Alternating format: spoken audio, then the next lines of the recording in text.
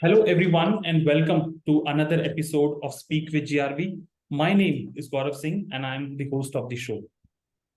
Today, I'm honored and privileged to have as guest Nageswar Cherukupalli, sir. Right now, sir is currently serving as Senior Vice President and Business Unit Head of Cognizant.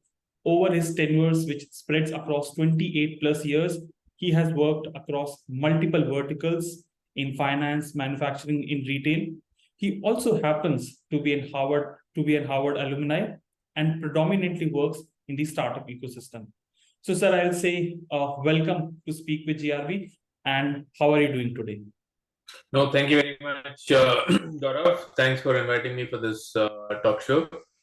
Uh, yes, you're absolutely right. I think I've spent quite a bit of time across multiple verticals, but predominantly in financial services. And what is exciting is, working with some of the up and coming tech startups and, continuing to, nurture some of those startups and supporting through obviously my professional work and also through some of the other personal, guidance that I can provide to these startups. Yes, sir.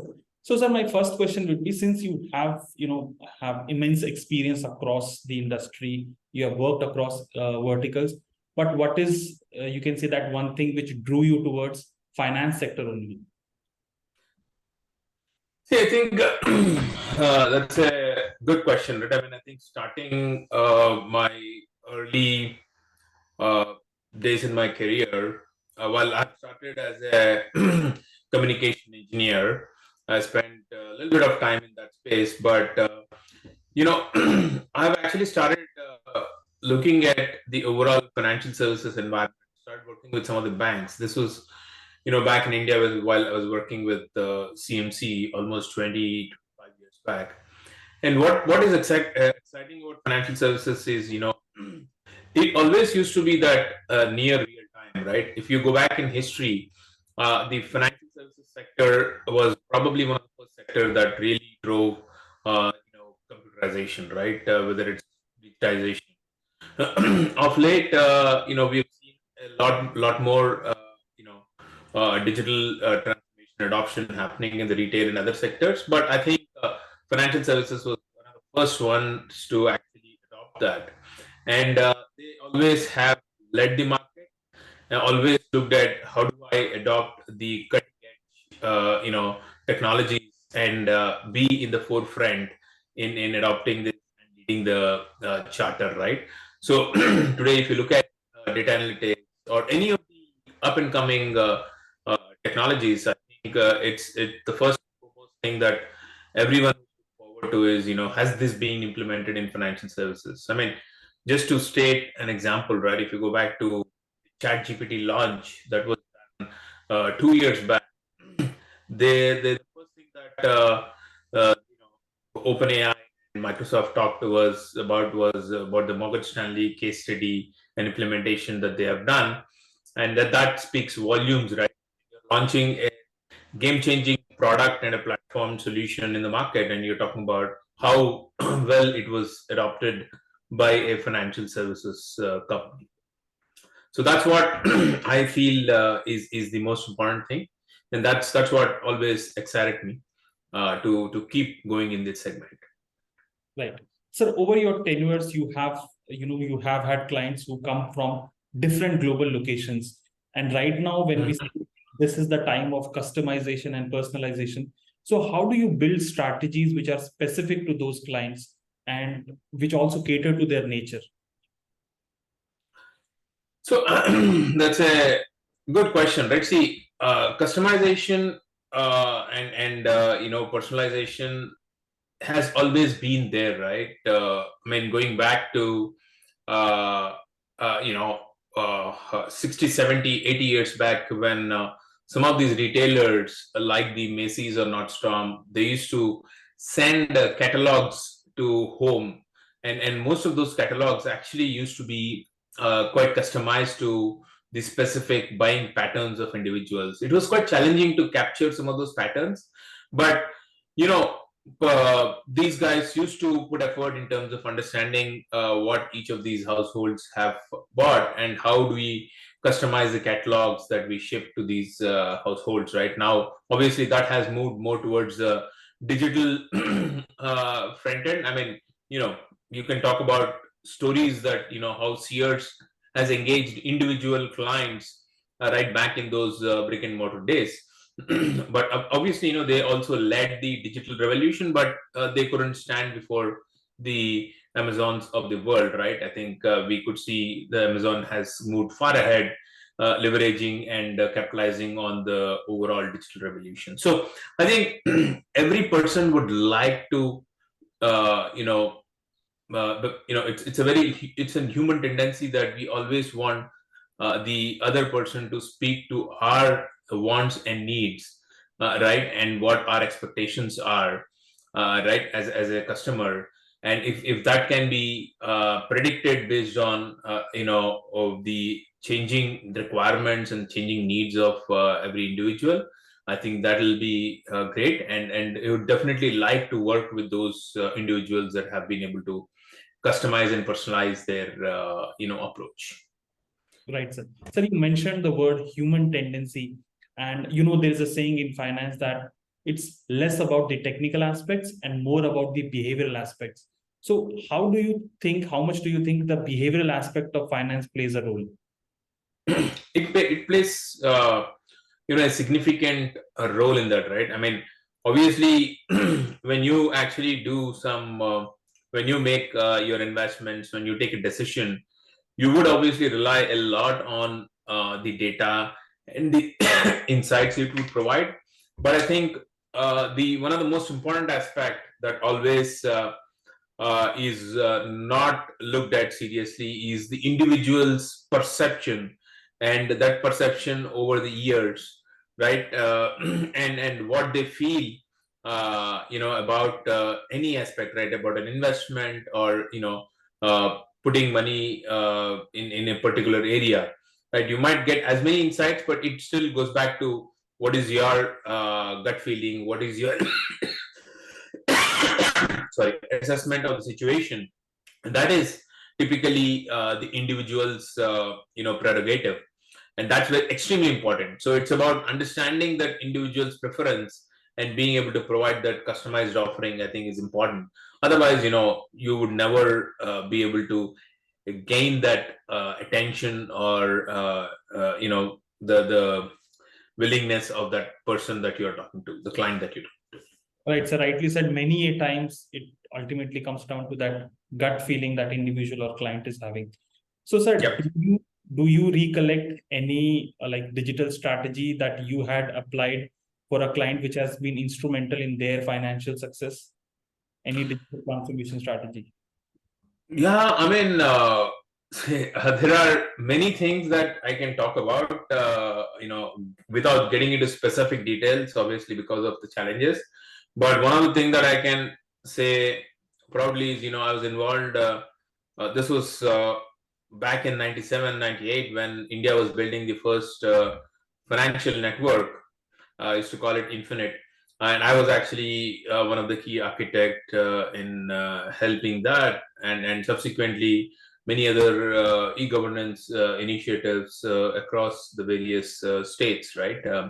So I think that's something that I do definitely feel proud about, and setting up that, being an architect for one of the first financial network was definitely very important. And subsequently, there are many strategic initiatives that I have worked with, help banks in launching a new, not only just helping them through their digital transformation, but also launch a new product line, launch a new campaign that would help them, cross-sell and upsell to their clients, right? They come up with some new ideas that would actually change the way they, understand, or the way they approach their clients, right? So there are multiple initiatives, and all of this obviously using technology extensively. I do feel proud about it, and I think the end culmination of all of that is where I have helped a few banks in, as I said earlier, launching a completely new business line, right? Something that has never existed. It was an idea that I've been able to take it to them, do an client survey, understand the need of that particular product in the market, and help the bank in launching that particular product. So it's going beyond a standard implementation of a digital transformation solution. It is actually trying to leverage the digital technologies to implement any solution in an accelerated fashion. Right, sir. So to someone like who's starting a career in this finance industry, or maybe to people at the highest leadership level, if you have to suggest certain, I would say, your philosophy or strategy that worked for you out of your experience, what would those be? So I think the way I put it is very simple, right? When you're actually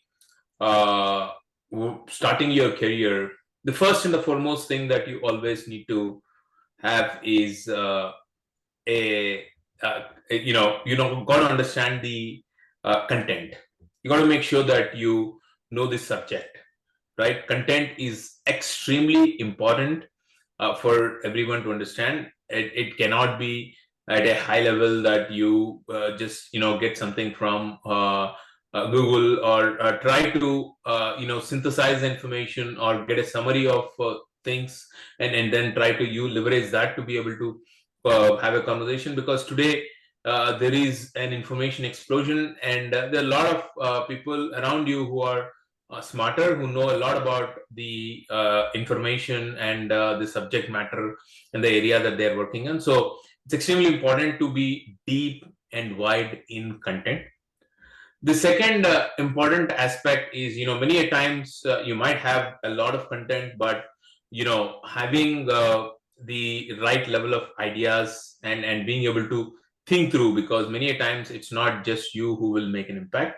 It is the ability to synthesize and bring the various ideas together, be able to bounce off your ideas with various people, and then ensure that you have created that collective wisdom. So I think that I call it as collaboration. So I think that's the second important aspect that I would think that people need to have. The third one, I think any individual who is starting early in the career also needs to make sure that a clarity of thought, right? When you might be great in content, you might be working with multiple people, but unless you are clear in terms of what is that, if you have a problem statement, what exactly is that problem statement? How do I make sure that this problem statement is something that I can take it and explain it to everyone, right? If I'm not clear on the problem statement and the solution around it, I will not be able to explain to everyone, right? So I think it's about having the clarity in terms of who are the stakeholders that will get impacted, and how do I create a convincing conversation around this problem statement and share it with them, right? So I think that's the third important aspect, right? That's the other third important aspect that you would need. Then I think the other important thing that you always need to find is an edge, right? Today, if you look at financial services segment, there always needs to be an edge on every bank. If you see, they have something unique to offer as against the other bank, right? They always are in that competitive environment, and they make sure that they position themselves very creatively. So you got to make sure that you also bring that creativity, right? That only gives you the edge in driving that whole solution and taking it to your client. And I think the fifth C, I would say, is the confidence. Without confidence, you might have the content, you might be able to work with many people, you might have a clarity of your thought in terms of the idea that you are taking, and you might have the creativity, but confidence is, I think, the most important thing. So I would say this 5 C's is what you always need to keep in mind when you are in your early in your career, and we're trying to work with broader ecosystem. Yeah. Right, sir. So I think this is really nicely summed up, and for anybody to remember also the 5 C's. So the last part of this section, and then we'll move to the opinion section. So, sir, if you see, for example, if you take the example of India, there has been a rapid rise when we talk about the fintechs, right? And there has been that behavioral change. So in the next 5 to 10 years, how do you see the world of finance will be changing, or what would be those 3 to 4 major changes that would be coming? Yeah. So see, I think the biggest change that you would see, I mean, India has already seen significant revolution, specifically on the payments front, on banking the unbanked, right, and inclusion and broadening the spectrum, right, in terms of who all needs to be brought into the ecosystem. I think what will change in a big way is the focus around this whole embedded finance, right? It becomes integral part. It's already integral part of every aspect, right? You go to a retail app, you can do a Google Pay from that, right? So that actually becomes more pervasive. But what will also happen, I think, over the next few years is the fraud and some of those challenges would continue to evolve. I think that's where you got to balance between, what is the kind of experience that is being delivered to the end client, because till now it's almost like a great experience, a straight through processing. Today you pay something on a Google Pay. Obviously, if it's a fraudster, you cannot reverse that particular thing, right? So now, if you put a lot many constraints, then your experience is going to go bad. So the focus would be a lot more in terms of how do you balance it, right? What exactly would you do in terms of making sure that the client you're bringing in is really an authentic person, a person who's got all the right credentials to be able to use that particular banking solution or the application or whatever you call it, right? The Google Pay. And as a transaction happens, how do you really assess the person on an ongoing basis or real time? How do you see and how do you make sure you're able to stop the fraud? If it happens in a batch process, end of the day or something, you still have some time to assess and stop that, right? So I think that is one area that would change significantly in terms of how the whole fraud angle is being tackled. The second thing I would think is more in terms of the the accumulation of wealth, and how do you actually use some of that and invest in the market and figure out more creative ways. I mean, if you go back 20, 10, 15 years, most of that we used to in India is being kept in safe havens like gold or deposits or things like that. But I think with the newer emerging technologies, investing in stocks, bonds, and stuff like that, and having truly manage our own wealth across multiple asset classes, I think that's something that we will see continuing to evolve, and more capabilities, more and more products that will be offered on that front will happen.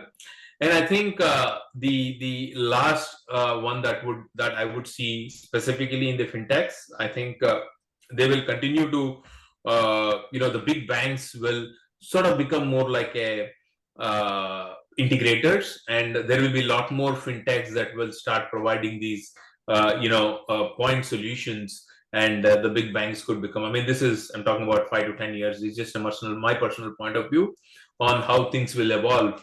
Over the next 5 to 10 years, you will have multiple fintechs offering these services, point solutions, whereas the banks will sort of become an aggregator and work with the regulators and ensure that they are managing the overall ecosystem. So it sort of becomes an ecosystem play rather than they trying to offer all of the solutions by themselves.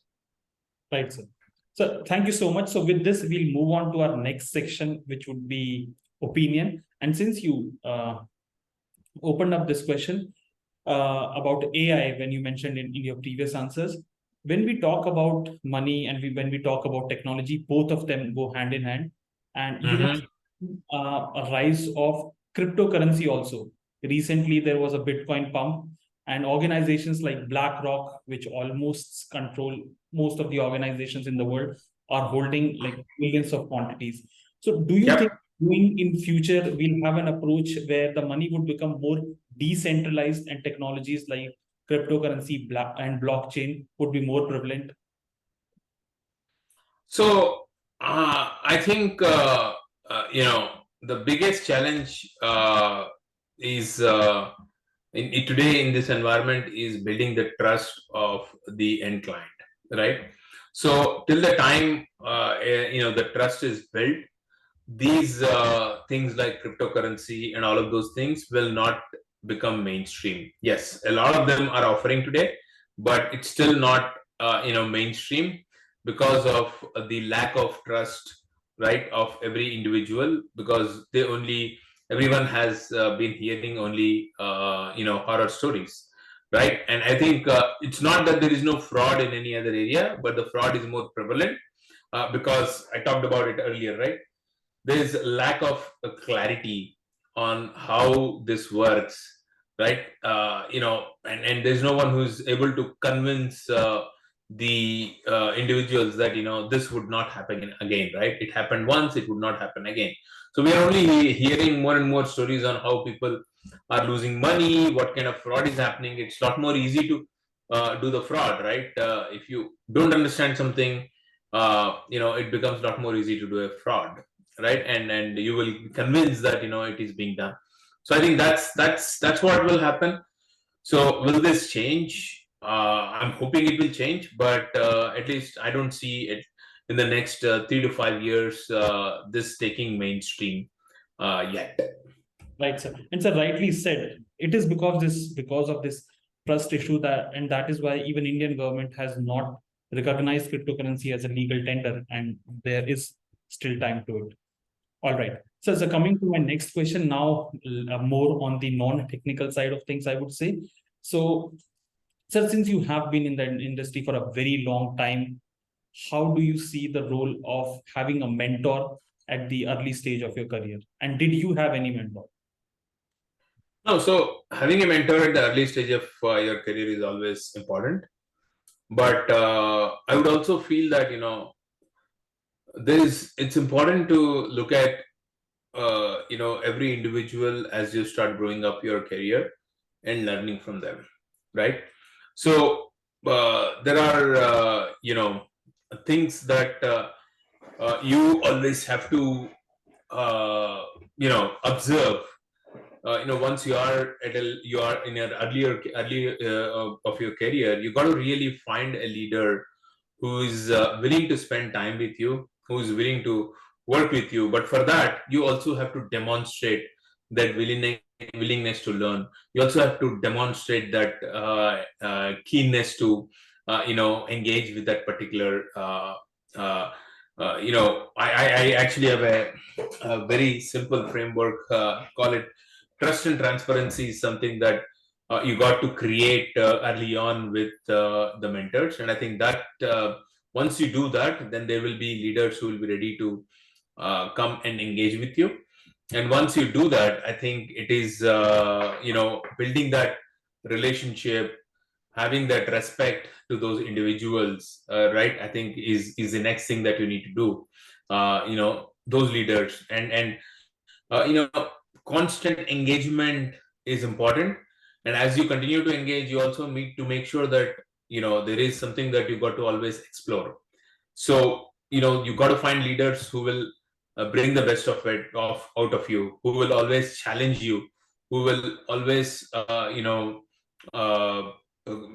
make you do things that are beyond your capability, so that you are actually, they want to get the best out of you, right? So I think that's the thing that you need to do. And I already mentioned about the aspect of being collaborative and creative and working with the leader and demonstrating that, right? People only like a leader also would like to coach someone who they think demonstrate some of these capabilities of I'm creative, I'm collaborative, I can I have the attitude to explore, right? If I don't have an attitude to explore, then obviously the leader wouldn't find any interest in engaging with you. So I think having a mentor is important, but it is also thinking through all of these aspects and looking at multiple leaders early on in your career and trying to see what are the best things that I can learn from each of these leaders.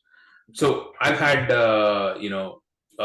mentors early on in my career, quite a few of them. Some of them I have observed and I've learned from them. Right? Indeed, someone I've not been in touch with that, but early on in my career, the group captain who was actually a great person, a great individual who have learned a lot looking at him from outside, and trying to learn from him. Kept in touch with for some years, but after that, I've not been in touch with him about moving to US. But I think those kind of people you will have to engage and understand. Right. So talking about leadership, I think you had shared a post on LinkedIn. I would read it out. Weak leaders blame others for their mistakes, but true leaders are humble enough to admit their mistakes. Yep. I would say, what is your leadership philosophy? So see, it's I think I briefly talked about it, right? My leadership philosophy is very simple, right? So this is where I call it as a framework, where I call it as TREC, TREC. So the first T is trust and transparency that I always have to establish, right? I think it is making sure that you bring the trust, you establish the transparency with your team, and to the extent possible, whatever you can discuss, people should see the real of you. You're not really. I mean, you are in sales. Everyone would have a suspicion with people in sales, but the only person who will succeed in sales is the one who creates that trust, and the trust doesn't happen overnight. It has to be earned. So the trust and transparency is important, right? The other thing is, in any relationship, I think it's not just about relationship; it is also about the respect. So you got to have a relationship with everyone, the people around you, because you alone cannot do stuff. But it is also having respect. Every person brings a unique capability. So having that relationship and respect is extremely important in terms of what unique capability that they bring, right? So that's the and R. The E part is engagement and empathy, right? So there's always going to be, you have to engage with people. It's not about just having a conversation today because you have some requirement for them with them, but it's about constant engagement and making sure that you also are empathetic to every individual, right? You're taking time from someone. Why are you taking that time? What is the value that you're offering to them, right? So that's the E part of it. And then C is always about, I think it's about collaboration and confidence. So those are the things that I would say are the key I mean, that's how I look at my own style, and that I think is important. Right. So one thing I must say, you have a really great clarity of thought. The way you are explaining when using the terms 5 Cs, 5 Ts, I think it's a great way to remember for the listeners also. So coming to the last two questions of this conversation. So we have talked about work too much. So whenever you are not working, how do you take time off work? What do you do to relax and regenerate yourself? I think the best thing is to spend time with the family and think about it. And the other thing that you can also do is read books. I think it's important to always read books that will help you personally and professionally. And the third and the most important thing is, we always need some entertainment in our lives. Sometimes when I don't want to think, I just watch some movies or something which just doesn't tax my brain as much. So there is a need to keep some of these things going. Right, sir. So last part of this conversation, last question, and this is my favorite one. So let's say tomorrow, if somebody comes, a Hollywood or a Bollywood director comes to you and says that, we want to make a movie on your life. So what title would you give it? Well, that's a tough question. I've not really thought about it. But I would say it's the best title is I call it as silly me. So there are many mistakes that I've done in my life early on.